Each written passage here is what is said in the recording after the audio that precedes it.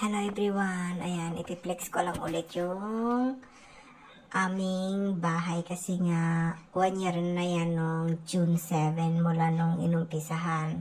Pero natapos yan guys ay after 4 months. So June, July, August, September,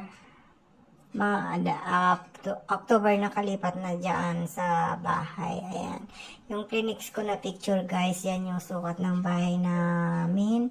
Yan ay may 2 kwarto, 2 CR, isang attached at hindi, hall, and kusina. Tapos pinalagyan ko ng extension na sa labas yung kanape, pinalagyan ko siya. Tapos yun, may hagdan sa labas, packet sa second floor. Nakikita nyo yan guys kasi nga nakabang yan ng second floor. So pag may imoy na, baka palalagyan natin yan guys kasi ngayon wala pang pera. Kaya ganyan lang muna siya, nakaabang lang. At least nakaabang, madali lang yan guys pag may naipon ng pera, o diba?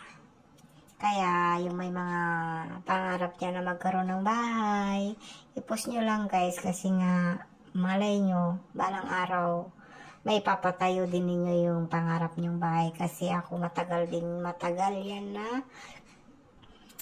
pangarap. So, kailan lang na ipatayo. Kaya kayo, huwag kayong mawalan ng pag-asa.